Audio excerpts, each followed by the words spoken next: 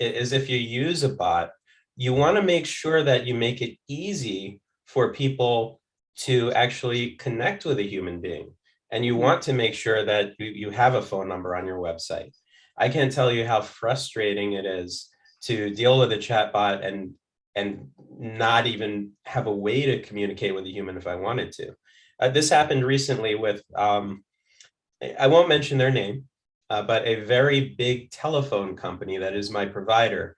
I had a ridiculous time trying to reach a rep in order to cancel one of my phone lines because I had two mobile phones. I have one that's an Android, and then I got a second one as an iPhone because I wanted to be able to use it for some of the work I do, and also because Clubhouse was only available on iPhones at the time.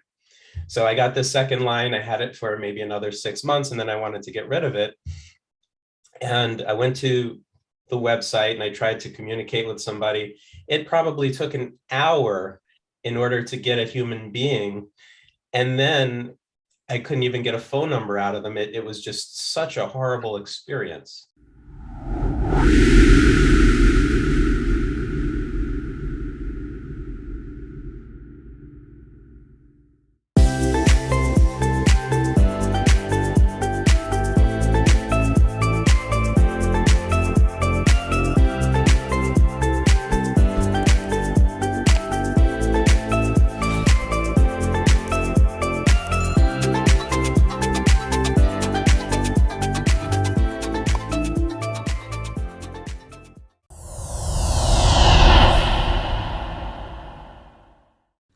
Talking with the experts. Hello and welcome to Talking with the Experts. Talking with the Experts is about all things business by business owners for business owners. I'm your host, Rose Davidson from rosesdavidson.com, and I specialise in online event management and podcast mentoring and training. And in this episode, I'm speaking with Dennis Consorte from the US, and his business is called Consorte Marketing. And we'll be discussing how to build rapport with online customers who you'll never meet in person. And just a little bit about Dennis. He has been a digital marketer and business consultant for about 20 years, and he levels up the frameworks with other digital marketing experts. Levels up the frameworks that other digital marketing experts use by anchoring people to each touch point during their customer journey through storytelling and psychology. So welcome, Dennis, and thank you so much for joining me today. It's great to be here, Rose. Thank you so much. So tell me a little bit about how can a business owner build rapport online? We were discussing before we came on that a lot of people aren't doing it in that way, and they're just, doing it cold, basically. Yeah, that's right. Before we get into that, I want to take you on a little bit of a journey, because it's important to understand what we're talking about when we discuss rapport. And in real life, when you think about building rapport with people, you do a lot of things, right? We're face to face. So some of the things we do, I might ask you about the weather. I might try to figure out what your interests are and have a conversation with you about something that we're both interested in. That's what many people do. Some people take it a step further. They listen to the way you speak. They speed up, they slow down, they speak with more vocal variety. They try to match what you're doing, and that aligns you. And a lot of that actually happens subconsciously. Now, if you take that framework and then you say, well, if we don't have face-to-face communications, now let's take it to the next step. And let's say we're on the telephone. So if you're on the phone, now you don't have that visual component, and you have to rely on the auditory side of building rapport. So now you're really listening to what they're saying. You're trying to use some of the same words, speak in the same language that the other person is using. And that's how you start to come into alignment with one another. And then they're receptive to hearing what you have to say. Now we talk about websites. And on a website, you don't have the in-person live interaction face-to-face or in a conversation on the telephone. What you do have are words on a screen. So how do you build rapport with words on a screen? That sounds complicated. So the first step, before I get to that, I'm going to give you one more thing to think about. And that is, when you think about e-commerce websites, you want to match the experience that a person has in a store in order to sell them the product. So on an e-commerce site, some basic things you might use are color swatches that zoom in so that you can see the texture of the material. You can almost imagine feeling what the material is like if it's apparel. You have things like product zoom so that you can really get a good sense of what the product is. And you can just look at it and imagine wearing that product or using that product. But the piece that they leave out, again, is the sales experience. When you walk into a retail shop, oftentimes, if people are doing their job, you're greeted by somebody. And if you need help, people are there to help you and to show you the items that you might be interested in and to describe them to you and that sort of thing. So now we look at a website and we say, okay, how can we emulate the sales experience through words on a screen? And that feels really hard, but there are a number of things you can do. Now, I'm going to start with some of the more obvious stuff, and then we'll get into some really unusual tactics that I think more people should be using. Yeah, but it'll help me with my website, trust me. Okay, that sounds great. So the first, by the way, do you want to talk about your website a little bit? Maybe we can use it as an example here and there. No, you keep going. Okay, sounds good. So one thing that can emulate a conversation in real life, of course, is putting a little chat box on your site. It's very important, though, that the customer service rep on the other end of that has these communication skills, has the right training so that they can build rapport with your customers. So when you train your CSRs, you want to make sure that they understand how you do these things. For example, you might give them a bunch of canned responses for common questions, but you might also say, okay, now level up and change a few words based on the words that the customer is using. So if somebody, let's just say somebody uses a phrase like, I'm crushing it, right? You might use similar phrases in your language when you communicate with that customer through chat. Okay, that's the easy piece. Train your customer service reps so that they can have those chat conversations in a way that's more aligned with the way that the customer communicates.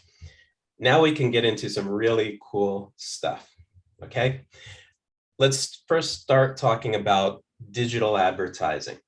Most people will try to target based on what they think people want to buy, and they don't really think about what happens after that. So I'll give you an example. Let's say we are selling socks, right? And let's say, for example, we're selling socks with pictures of baseball players on them, something like that. I just made that up. So you might target people who have an interest in baseball and send them to that product page and think, oh, they have an interest in baseball. They see this picture of socks with baseball players on them. They're going to buy that product. Like, this is a great customer for me. And you might be right, but you haven't warmed that customer up to actually wanting to buy from you. You haven't built that trust yet. So now we think about, okay, how can we build rapport with this customer who likes baseball? Well, one way to do it is by creating content around that topic.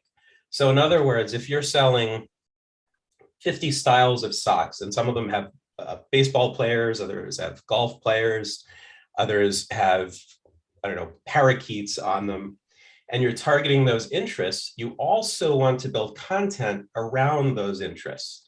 So if you're sending somebody to a page about baseball socks, you also want to show them that you've got articles that they can read about baseball. Or take it a step further. Let's say somebody's got an interest in dating, right? That's one of their interests, and you're targeting them with Facebook ads. Okay, maybe instead of sending them to a product page for something related to that, I don't even know what that product would be on a sock site. What you could do is send them to an article that talks about the right socks to wear on a first date or something like that, and then take them on a journey with a series of articles related to the thing that they're interested in. So now what you're doing is you're engaging them, you're meeting them where they are, and you're building that trust with the customer without trying to push the products on them. And once they start trusting you, then they want to become part of your community. And when they want to be part of your community, that's where you introduce them to social media. That's where you introduce them to Facebook groups, or if it's a B2B company, LinkedIn groups or something like that.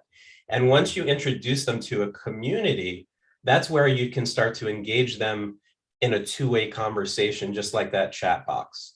So now instead of somebody just reading stuff on a screen, you've got them in your Facebook group, you can have conversations with them, and now you can read the words that they're saying, and you can use that same tactic to have that conversation in the language that they understand.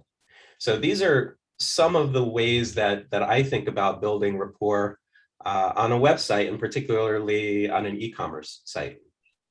What do you think, and what is your opinion on chatbots? I particularly don't like them. I would rather talk to a person. Like, when you go on a website and then, they have a chatbot answer all your questions and really, give you these articles to read because they might answer your question, but it just takes up so much time. And I just so dislike them. And what is your opinion on them? I do too. And I'll be honest, it may be a function of my age. Yeah, it could be. It could be. I have a tendency when I hit a chat bot to try to reach a human being. Or by the same token, if I'm on the telephone, I'm the person who's pressing 0, hoping to get a human, or saying human being or representative or something like that, because I don't want to deal with that process. If a person programs their chatbot well and has an amazing script that takes into account all of the possible questions a person may ask, it could be a good tool. It could be. It can also be a tool you can use to scale your business. It definitely has value in that way, but it's never, in my opinion, at least not in the very near future, it's not going to feel like the experience you have with a human being. Now that will change eventually. Machine learning is it's doing amazing things. And eventually it will be very difficult to know the difference between a chatbot and a human. But where we are today, it's very easy to tell the difference in most cases.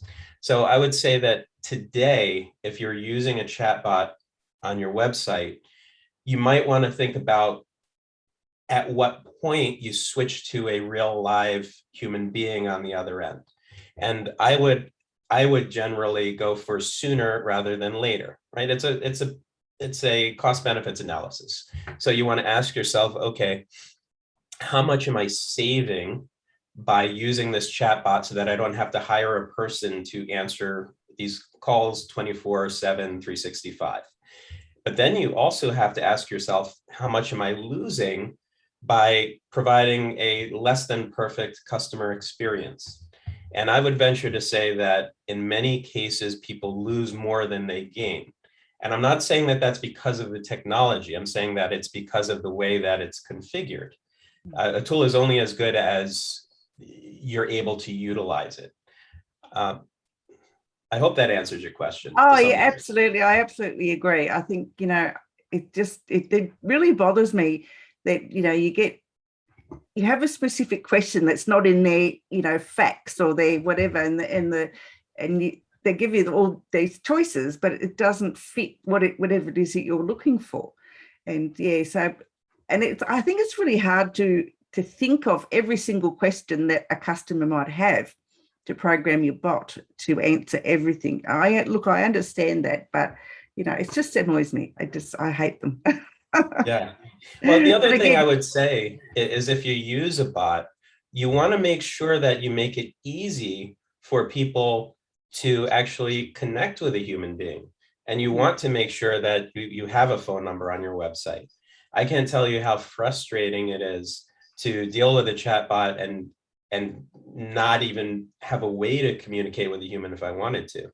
This happened recently with I won't mention their name, but a very big telephone company that is my provider.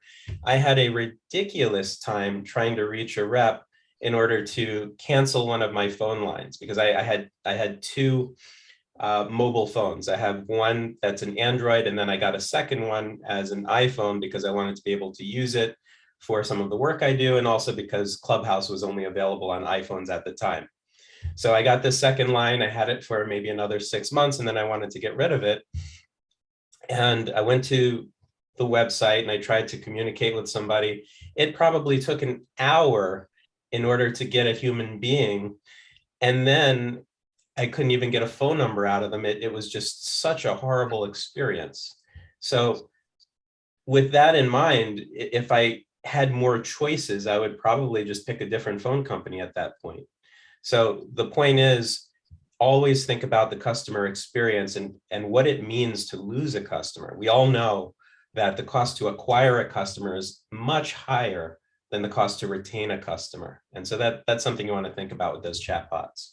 Yeah, and also it's the cost of losing a customer, because they'll tell one person and they'll tell 10 people, and it'll just keep spiraling. And so those people won't go to your website or whatever because they've had one person's had a bad experience. And so a lot of people, follow what their friends or family, their experience, they'll follow that and take their advice to say, don't go there because it's crappy. But, so you could be losing 10 times the amount that you actually gain. So it's quite something to be mindful of. Easily.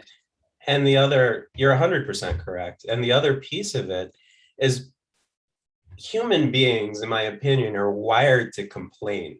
So we love leaving negative reviews when things don't work out our way. But to get us to leave a positive review, that takes a lot of work.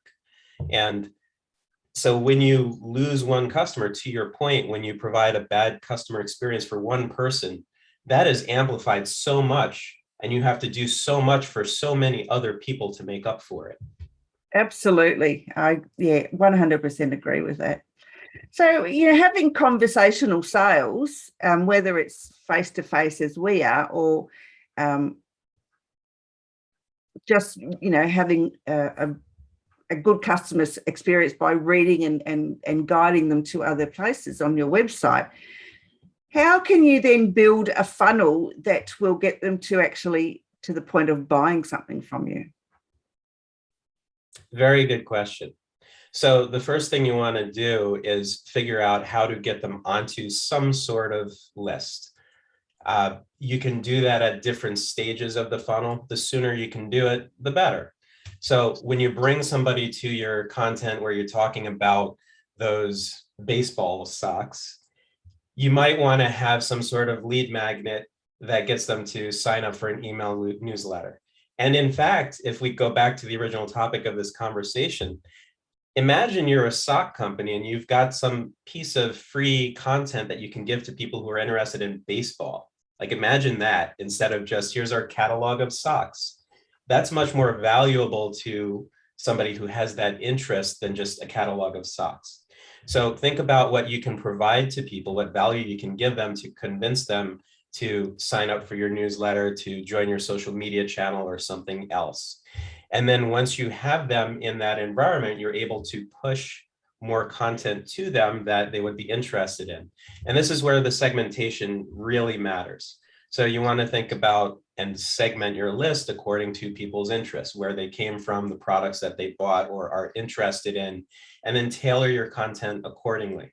Now, not every company has the resources to do that for every single customer. It's just not practical for every business, but do it to the degree that you can. If right now your email list is, let's say, just a few thousand people, maybe instead of just blasting the same message to everybody, maybe you can figure out 2 or maybe even 3 different segments that you can target. And if you have more time, more energy, and a bigger list where it makes more sense, then divide it even further. And this is a way that you can also build rapport with those customers, because now you know their interests. You're going to start feeding them content that they're really interested in. So in fact, in addition to any newsletters that you send out, you can now start creating these flows, right? These email sequences, and you can pre-build them, and you build it once and you don't have to rebuild it. Maybe you tweak it here and there, like once a year or something like that. So just using the baseball example, and by the way, I know nothing about sports, so don't ask me. But using the baseball example, you can create an email sequence related to, let's say, baseball at the top. And then as they go deeper into it, now you're going to start merging the two topics, right? So you have your product, which is, let's say, socks, and what they're interested in, which is, let's say, baseball. And in the beginning, maybe it's like more baseball, less socks, and then eventually it's 50-50. And then you're going to start moving in the direction of the products that you want to sell, or the other calls to action that you want to use to compel people to engage your community in some other way. In addition to that, you also want to think about, okay, now I've got rapport with this customer. They see us as being part of their universe. We have the same interests. We speak the same language. They're reading our emails. Okay, now what? Well, we put all of this work into getting this one person into our ecosystem. I bet they know 10 other people who are just like themselves. So now you think about, okay, how can I convince this person to reach out to their friends, to share our content on social media, to do some other things, to bring other people into our community. And if you can do that, now you're rocking and rolling. Now you've got an entire community of people who you've built rapport with, and they are your brand advocates. Now they're talking about you. There's this buzz going. They've got this conversation going about your company, and they're saying, you know what, this company really cares about us. Like I went to the store, I saw some socks on the shelf, but all I could think about was this other company that gave me all of this information about baseball, and I had to go home and I had to buy from them. Yeah, information is knowledge is power, so they say. So I guess having this in the written word, giving value to a potential client or customer is always a good thing. I don't particularly like email sequences. I mean, for me, I don't like receiving them because I know what they're trying to do at the end. You know, going to sell me a course, or they're going to sell me a book or whatever. Because I think we just get to the point, because I'm one of the people that, don't do all the fluffy stuff. Just tell me what you want from me. But and sometimes it's hard to do that and to think like a customer. And I think you brought up an amazing point, which is everybody thinks that there is one answer to every question. So in other words, a company may say, you know what, I'm going to build one funnel for people who are interested. I'm going to change the subject, who are interested in socks with parakeets on them, right? So I make this one funnel, it's amazing, and I send that out to all of the people who are interested in parakeets. Well, here's what I would say. You want to also track people's behavior, and you want to say, this is where the journeys get a little bit more complex when you're building them out. You can say, okay, let me start with, to your point, let's just use you as an example. Okay, we sent somebody and it's a newsletter and it's got 300 words in it. I'm making that up. I have no idea what length it would be. Okay, somebody's either going to open it or they're not going, somebody's either going to act upon it or they're not going to act upon it, right? They're going to click through or not. Based on that behavior, you send them a second email. Now, if they click through, okay, that language is working with the customer. Let's repeat that. Let's send them another email with 300 words. If they didn't act upon it, okay, the next email, maybe we try a shorter length and see if that is more engaging with the customer. And if we get a response, then let's take them down this other path where the emails are more concise. And so it becomes just a decision tree based on what that person's behavior is. And that's how you can get closer to that rapport building that we're talking about. Yes, it's important, and I think a lot of marketers are missing the point. To be honest, they're missing the mark on engaging their clients or potential clients and customers. I think I think we need to start a school on educating marketers how to engage clients better. And, as you say, have those 2 pathways or 3 pathways if needs be. And, don't be narrow-minded and laser focused on just this one pathway. Yeah, that's right. Yeah. So People Dennis, communicate in so many ways. yeah, absolutely. So have you written any books, Dennis? I am working on a book. I've written a few, but I threw them away because I thought they were terrible. But for myself, I am working on a book, and I'm using a very similar framework to a book that I like, that one of my LinkedIn contacts wrote. So if you've ever read The Go-Giver, I've been using that as an example in a lot of these talks. It's a really short book on basically communication and sales and that kind of thing. And it gives you a few simple rules to follow. What I like about the way he wrote it was, number one, it was very short. And number two, it used storytelling as a teaching tool. So I'm building a book kind of like that, that's more related to what I do. But I am working on books for clients. So one of my clients is a gentleman by the name of Larry Sharp, and he is writing a book called On Happiness. And so I'm producing that book for him. It's almost done. And hopefully that'll be hitting the shelves maybe in another 2 months. I'm very hopeful about that. And I have another client, his name is Hike Larson, and we're writing a book about his weight loss journey. So his story is really interesting. We actually haven't titled the book yet, so I don't have a title. But if you look up Hike Larson, you'll find the stuff that we started to create for him. This is very new. And his story is that he was, I want to say, about 330 pounds, a very, very heavy guy. And he was 32 years old, I want to say. 32 years old in China. He's in the import-export business. And he had a heart attack at 32. And he ended up in a hospital, and he almost died in the ICU, and he had to do a lot of things in order to make it. And thankfully, he had many friends there who were able to help him. And that was really a turning point for him, where he said, you know what, I need to turn my life around. And it wasn't about, like, the weight is just a symptom of these other aspects of his life. It was really about mindset. This is something that I went through. Like I had what I would call entrepreneurial burnout. And it took me a long time to overcome that. And there were many symptoms that went along with it. So his whole book is about his journey from where he was at that point in his life to where he is today. And today he's lost over, I want to say, 120, 130 pounds. He's at, I think he's just under 200 now.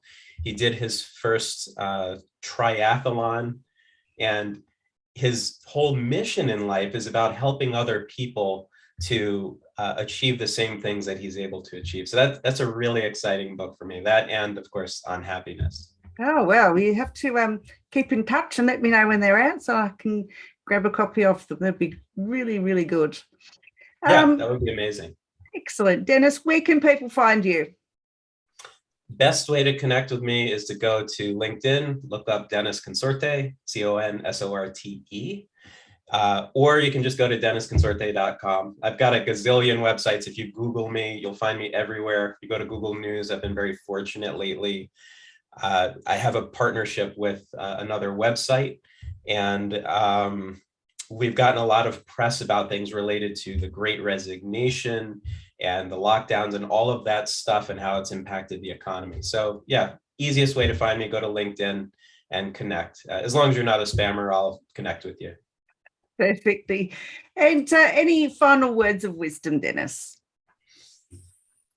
I'm going to steal somebody else's words and say that there is no such thing as failure. There is only feedback.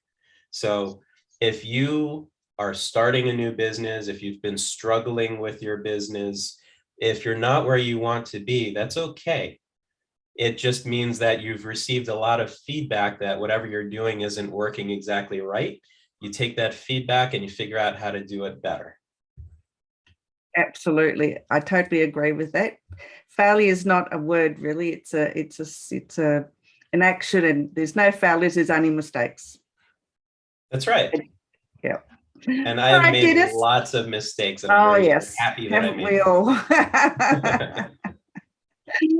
But Dennis, thank you for joining me on Talking with the Experts. And I've really enjoyed our conversation today. And yeah, I'll keep in touch. That sounds wonderful. Thank you so much, Rose. I enjoyed this too.